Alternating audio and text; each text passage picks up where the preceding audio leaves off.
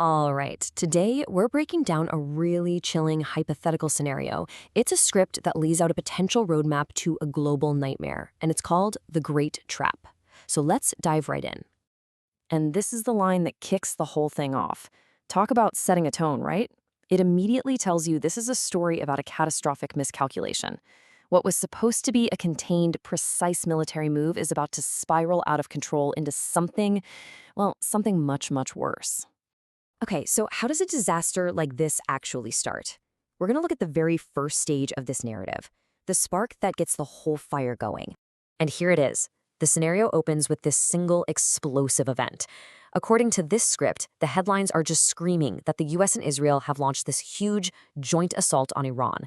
And we're not talking about a small skirmish. This is a massive military operation intended to get a very specific job done. But this is where it all goes wrong. Just look at the difference here. On the one hand, you've got the expected outcome. The plan was probably simple, a quick, clean, decisive victory. Get in, neutralize the threat, and get out. But the reality?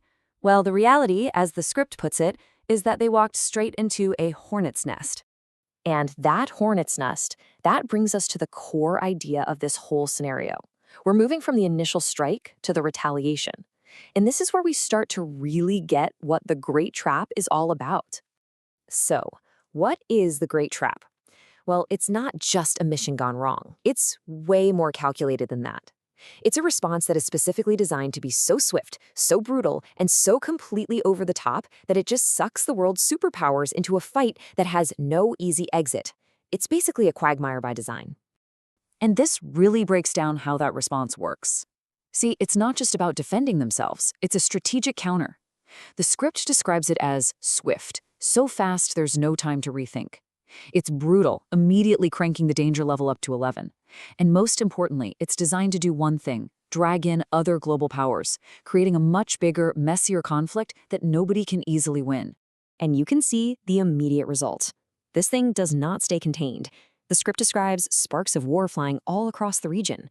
We're talking flashpoints from the Strait of Hormuz, that critical choke point for the world's oil, all the way over to the Mediterranean. The whole region basically becomes a tinderbox.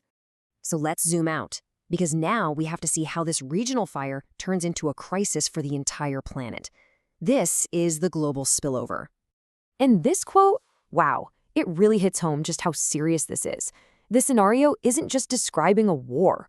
It's framing a moment that fundamentally changes the world order, the kind of thing historians would study for generations. So what does that spillover actually look like for everybody else? Well, the first shockwave hits the world's economy, and it starts with energy. With the Strait of Hormuz in flames, the script says oil prices would just skyrocket. And that impacts everything, from global shipping to what you pay for groceries. And that economic pain spreads like a virus. What you're seeing here is the next step from the scripted global markets just crashing. Pure panic. The financial contagion just leaps across continents, wiping out trillions in value and threatening a massive worldwide recession, or maybe even worse. But look, this is so much bigger than just money. The script brings in these expert warnings to really drive home the ultimate stakes. First, that this fire is absolutely going to spread way beyond the Middle East. And second, the most terrifying prediction of all, that this is the kind of thing that could ignite World War III. And all of this leads us to the final, absolutely chilling section of the scenario. This is the point of no return, the moment where the world can do little more than just hold its breath and watch. The script's closing words paint this powerful, haunting picture of a world just paralyzed by fear.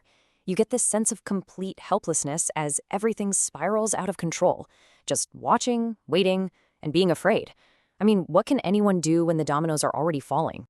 And that leaves us right here with the scenario's final, unresolved question.